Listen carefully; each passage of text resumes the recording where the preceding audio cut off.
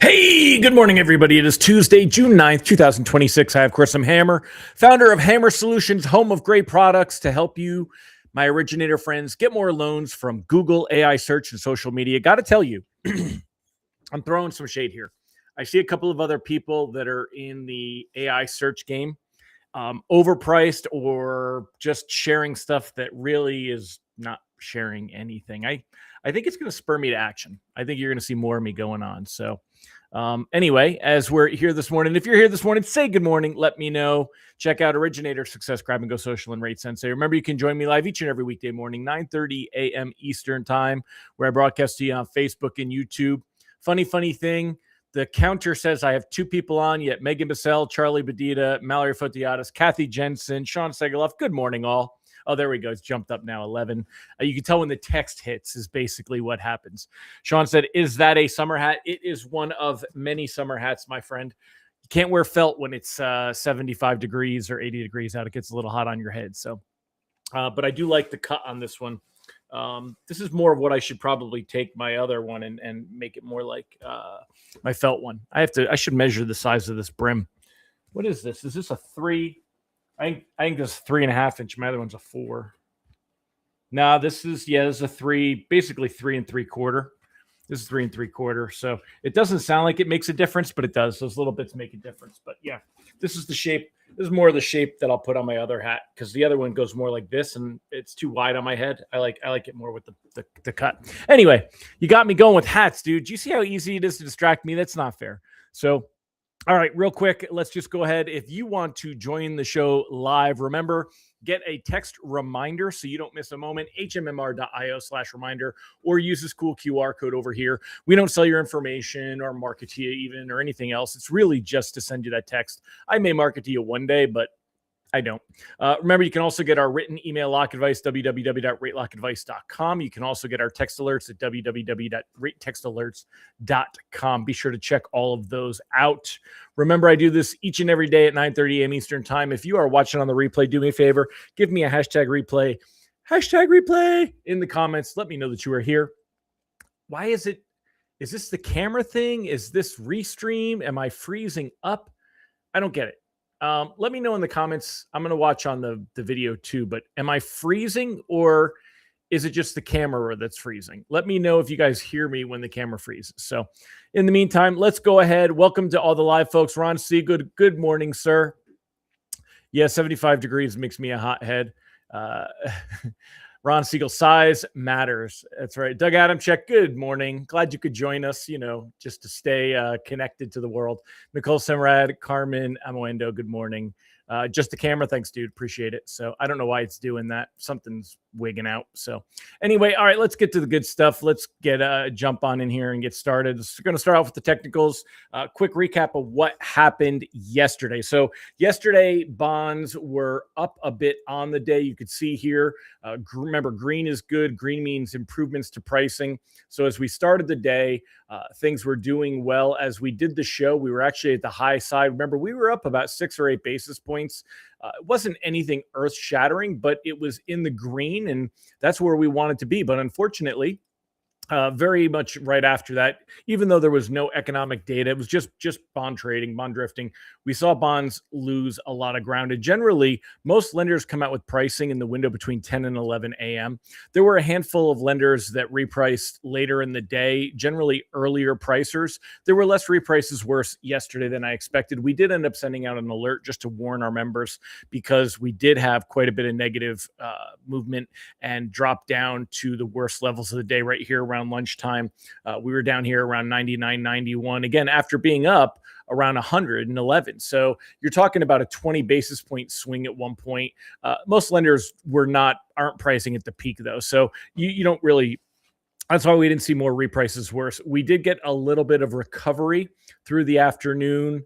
However, once again, that just kind of washed out and traded out from there. So Yesterday, Bond started in the green, lost ground, did not get the reaction that I wanted to see from this candlestick right here. Remember, this is last Friday. This was the jobs data, was a big drop in bonds. Was hoping to see a rebound, expecting to see a rebound, did not get that rebound. Today, you're going to see rate sheets that are worse than yesterday, definitely trending worse overall. If we take a look here on Mortgage News Daily, just using it as a reference point, you could see it after we got down to that 6.56 right here on the end of May. That was Friday, the 29th. And then since then, we've seen, we kind of flirted with getting back to it here. We flirted getting back to it here. We were kind of holding steady, right? It wasn't much movement. But since then, now I'm going to circle these in red because we're kind of moving that direction. 6.66. That was the big jump between Thursday and Friday with the jobs data. That was, again, which caught me a lot more off guard than what, it's jobs data, but we have not seen that kind of reaction. And even with more jobs created, I was surprised to see it because what we didn't see is we didn't see a big change in unemployment. And usually you need to see that change in unemployment to see bonds really give the kind of reaction. So I was expecting that this week we would start to see some kind of a reversal to that. And that's actually not what happened. I'm going to switch cameras for a minute because this camera's pissing me off. Nah, I don't like that one. Let's do this one. There you go. Peekaboo, baby. So anyway, we've seen bonds getting worse and rates are creeping higher. Reprice risk on the day is moderate. Right now, mortgage-backed securities currently down, got to get the right one here, currently down 4 basis points on the day. There's really nothing that you can point to expect that we're going to see them get worse. It's just that the door is open. 10-year Treasury, 4.54. Flirting with that same level. You could see, remember, we were up to as high as 4.67. That was 4.67 right here back in May. And it looks like we're creeping back in that direction. And the 10-year Treasury yield, we want to see the yield go down. I'm looking at this camera. We got to see the yield go down. And we had seen that through the end of May. We'd seen 10-year Treasury yields drop as we were heading into June. However, now what we're seeing is that trend moving up again, and it's the wrong direction. Basically, I think a lot of this has to do with what is going on with the Middle East. And even though oil prices have not risen much, we see some volatility, but there's just no expectation that we're going to see something done. And until we get a break with that, and who knows when we're going to get a break with that, every day that goes by, it seems that there's less urgency. Now, arguably, you would think we'd be getting headlines showing more urgency, but it seems like there's less urgency. So keep that in mind. I'm going to jump topics here and show you something. Let's go ahead and show you some of today's headlines I wanted to show you specifically. Here's an article on Bloomberg. It kind of really sums things up. Now, tomorrow, we're going to get CPI inflation data. And I think that with the reaction that we have seen so far, let me bounce on this a little bit, right? So tomorrow we get the CPI inflation data. We have seen the 10-year Treasury yield getting worse and moving higher, moving in the wrong direction, right? It's getting worse. We've seen mortgage-backed securities. They are moving lower. See this trend here? It's bringing us lower if we were to draw on this one, right? So we see this is bringing us lower. And we, of course, see the very, very strong negative reaction. Expectations were for about 70,000 jobs created. The number of jobs created was 180,000, I think it was. And the big thing is revisions to previous months higher, not lower. Remember, there was a time that all the revisions were always lower. Instead, we've seen revisions higher. So what we have is we have markets looking at a strong jobs market. That's number one. Number one is a strong jobs market. Number two, we're going to get increased inflation tomorrow. We've seen inflation increase each of the last few reports with energy costs getting worse. So what's going to happen is I have a feeling, And again, my feelings have been wrong lately, but let's ride it, right? What's the worst thing that happens if you want to lock because of it? So, but when you look at this very strong reaction we had to the jobs data, I think that this current trend, the momentum is against us. Markets are generally moving in this direction. That we see articles like this where the Treasury market is telling Kevin Warsh rates need to be higher. So I think tomorrow, when we get that CPI inflation data, I think we're going to see more negative reaction. It's definitely putting me in a position. I would consider locking anything's closing in the next couple of weeks. I wouldn't be floating it at all. The only chance to see rates improve is if we see something come out of the Middle East that a deal was done and the Strait of Hormuz is going to be opened. I don't know that I'm going to put my eggs in that basket. Now, if we're looking a little farther out, basically the last week of June at this point, early into July, we got the holiday coming up there. Yeah, we can talk about possibly floating those, but if it's somebody that is close on ratios or rates are creeping higher, I would go ahead and lock some of those, because again, unless we see the Strait of Hormuz open, that's the one thing that we're laying our hopes and dreams on, is that out of the Middle East. Anything barring that, what markets are telling us right now is that we're going to see bonds worsen and rates creep a little bit higher. So in this article, this is talking about Treasury market telling Kevin Warsh rates need to be higher. Yields on U.S. 2-year notes. Now, it's not the 10-year that we generally follow, but it's important to note this, right?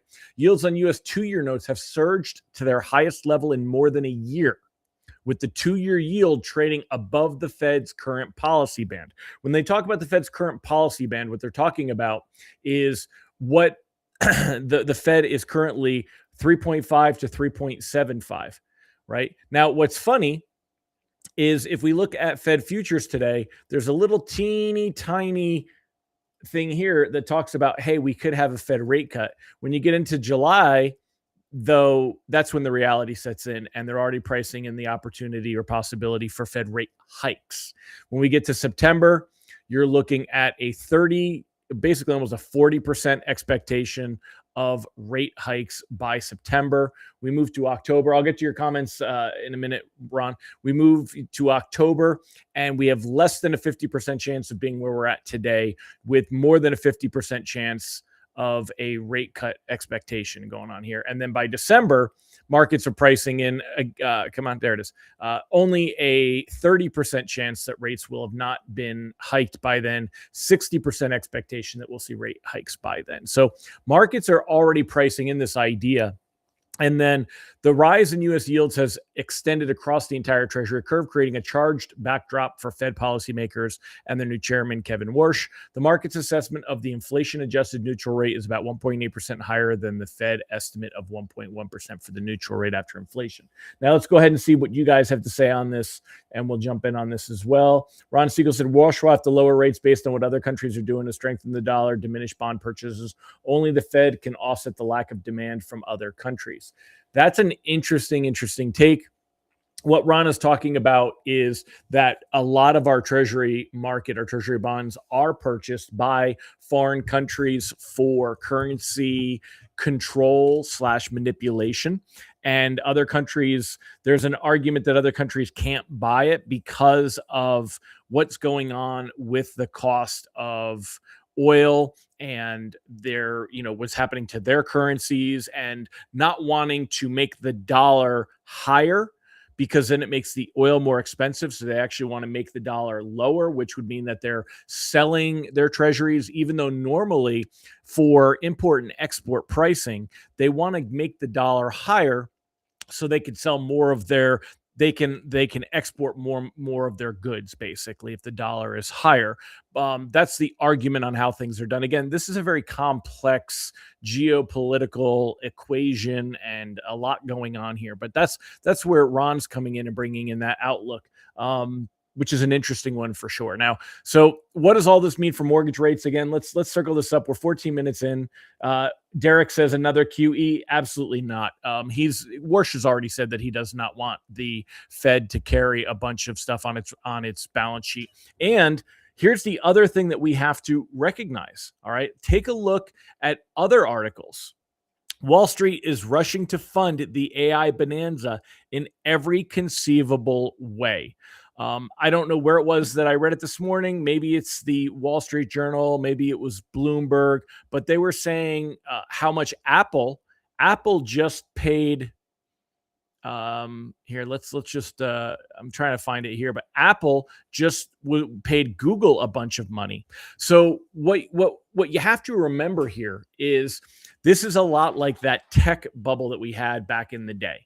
So there is a tremendous amount of money being thrown around due to AI. There is, it is absolutely driving stocks crazy. We've seen a huge increase, and the argument is that AI is going to prop up the economy, even though there should be these other recessionary factors. And that's why when we don't see layoffs, when you see new jobs created, the expectation is that AI is going to increase productivity rather than just replace people. It's also going to increase money. There is tremendous amounts of money. Wall Street rushing to fund the AI bonanza in every conceivable way. Tech companies are raising billions through equity and bond sales, which also pressures treasuries and mortgage-backed securities to fund the artificial intelligence build out, with Alphabet announcing an $85 billion equity raise. They are raising $85 billion in true cash money to spend on building out and increasing their AI product. Okay. All of this money goes back into the economy, props up the economy, heats up the economy. A strong economy, a heated economy, it doesn't need the Fed funds rate to go down. So I know what you're saying, Ron, but I don't think we're going to end up in that direction. This is basically markets are betting that this AI surge and everything that's going on, it supports the idea that we're going to need to increase and hike the Fed's funds rate just in order to keep things in a proper ratio, proper perspective. AI hyperscalers have issued 159 billion in bonds globally this year. So again, that's also pressuring. When you look at where you're going to invest your money, if you can invest it in treasuries are guaranteed by the US government. But if you're only going to get a return of, say, 4.5 or 5% on a treasury, but you can get a return of 9% on these AI bonds, from these companies, then that it's worth that risk. So it pressures and it takes demand away from the treasury. So therefore, treasury prices go down. So the yields go up. So they are more attractive to bond buyers. All right. So all of this is an issue. All of this is why, we're not looking. We had a nice run where rates were dropping. And I said this, to Doug Adamczyk yesterday, man, we were poised this year before all this stuff started. I mean, the AI thing has got nothing to do with what the government is doing right now. But we really in February we had a real nice little run going on, and we were all set. I mean, look at where we were. We were all set for seeing things improve and seeing rates in the fives. That's like a magic number. And then instead, we've bounced back up. And look at how we've certainly had spikes, which are due to volatility with the conflict. But even after improvement, even after we saw the improvement right here, look at how they're creeping back up again. And the writing is on the wall for rates to move higher. So even if we do see something that, when the Strait of Hormuz is open and a deal gets done out in the Middle East, it's going to help rates to move back down, but maybe into the 6 3/8 area rather than the 6 5/8 or 6 3/4 area. We're not going back into the fives. We're not going to see rates move lower. So, that's kind of what I'm trying to get across to you is all the writing is on the wall. It's here in bonds. It's here in headlines and market sentiment. It's here in Fed futures and what markets are currently pricing in. My take is we're going into an environment where rates are moving higher, and you got to get out there and push through it right now. So, how much higher? Are we talking rates in the sevens? Loan level price adjustments, yes. Not Mortgage News Daily rates. But I think we're going to go back up. We hit 6.75 back on May 19th. That was right here. I think we're moving back up to this level.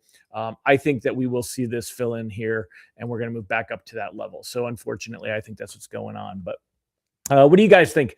Let me know in the comments. You guys are awfully quiet. Mr. Siegel, of course, sharing his info and opinion. I'm going to change my camera again. I like looking at there you go. So let me know what you guys think in the comments. Do you think rates have a chance of moving lower? I know we want them to, but wants aside, or do you think we're going to see rates move higher? These might be, this is our norm, So WTI is continuing to drop now, down $3.45 today. No news. Something is happening. That's a good observation. Again, we need to see something strong happen more than just oil prices drop. Oil prices are moving down, as Ron points out, but yet this morning, mortgage-backed securities still are down a couple of basis points. They're not moving up on the day. We're not seeing a positive reaction in bonds. So, but we'll see. But otherwise, the Middle East headlines have just been blah. So, all right, I'm going to wrap it up. Thanks again, y'all. Appreciate your comments. Mr. Siegel, appreciate your insight and participation. I need to hear from the rest of y'all. You got to get in the comment. Got to make these things work. So appreciate you being here. Sean said no reason for rates to move lower until Iran is done, but then we're going to Cuba. That may have worldwide effect, possible recession. Q4 may lower rates. Why? We don't get anything out of Cuba that matters. I don't think that would have any kind of an effect at all. Love you, but got to disagree with you strongly on that one. I don't think that we see any risk of a recession, which, as much I thought we would see, but I don't think we do. So keep that in mind. But Derek said I think we're at this level for a while, maybe hitting another eighth increase and staying just below 7. Hopefully we do.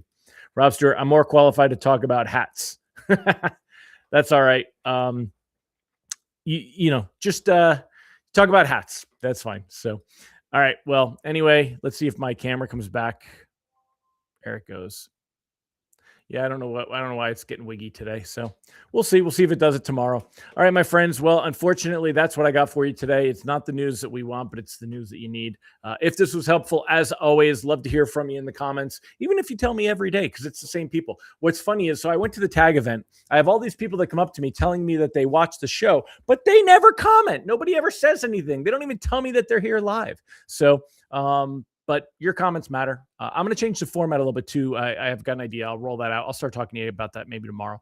Remember, we got CPI inflation data tomorrow morning. So tomorrow could be a bad morning if that data comes in strong and we see a strong reaction. I did not think that we were going to see a strong reaction to the jobs data on Friday. And that showed me to be, totally wrong. So now I'm going the other direction. So maybe I'll be wrong again and we won't see a reaction to the inflation data. But it seems like there's plenty of environmental conditions where we could see a strong reaction to that. And Siegel, hecklers are always loved. Appreciate it. So, all right, my friends, take care and I'll see you all tomorrow. Bye-bye.